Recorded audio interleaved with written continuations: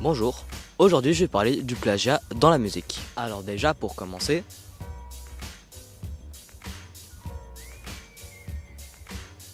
c'est quoi le plagiat?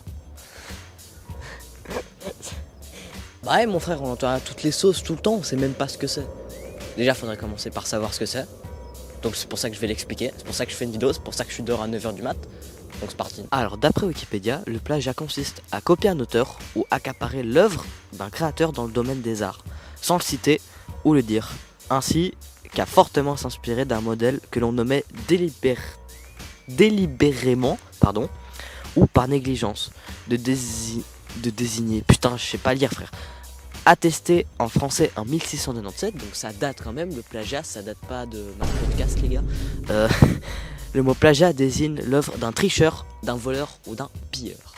Alors maintenant je vais parler de à partir de quand c'est du plagiat. Et ouais mon pote. Alors le plagiat musical par exemple, c'est pas comme dans la littérature.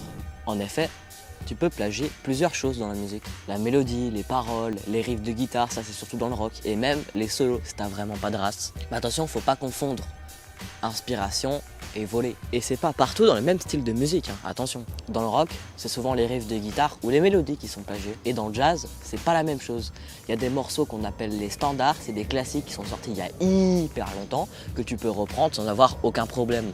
Puis dans le rap, c'est un peu pareil que dans le rock, ça peut être ta mélodie qui est volée, mais ça peut aussi être ton flow, la façon dont tu poses tes paroles, ce qu'on appelle plutôt du coup les top lines qui peuvent être volées. Il y a les refrains, il y a les mélodies et surtout les paroles. Ça arrive aussi assez souvent, même si bon, la part du temps c'est plus des inspirations. La limite est très fine entre inspiration non citée et plagiat. C'est pas vraiment la même chose. Du coup, pour être plus précis, je vais donner des exemples de plagiat. Je suis un rocker giga connu qui veut faire un giga hit, mais j'ai la flemme. Donc je regarde un vieux CD et là je trouve un riff que j'aime bien. Et si je le fais, je pourrais me faire attaquer en justice, car oui, le plagiat est illégal. Du coup maintenant, je vais parler de 2, 3, 4 plagiats assez connus. Juste attendez, wesh, les gars, il y a un truc de fou par terre, je dois vous montrer, je suis obligé, putain. Guettez un bouton s'abonner, juste là. Qu'est-ce que t'attends pour le prendre? Abonne-toi mec, s'il te plaît. Du coup je disais, je vais parler de 2, 3, 4 plagiats assez connus. Alors je sais pas si on me voit, mais pour commencer il y a le cas de George Harrison, ancien guitariste des Beatles hyper connu, qui a plagié une chanson qui était sortie 7 ans auparavant qui s'appelle He's So Fine de The Chieftains. Voici celle de George Harrison. Plus l'original. Puis il y a aussi le cas assez connu de Oasis.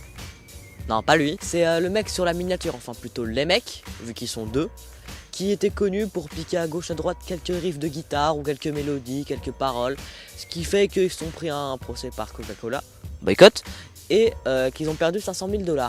Heureusement qu'ils ont vendu des millions d'albums, sinon ils seraient à la rue actuellement. Alors pour conclure, je dirais que t'as le droit d'inspirer de ce que t'as envie, tant que tu cites tes sources quand tu t'es vraiment inspiré. Puis même en général dans l'art, que ce soit le dessin, la musique, on s'inspire et nos inspirations avaient elles aussi des inspirations, etc. Et comme dirait Jean Guidoroux, je sais pas qui c'est, le plagiat est la base de toutes les littératures, excepté la première qui est inconnue.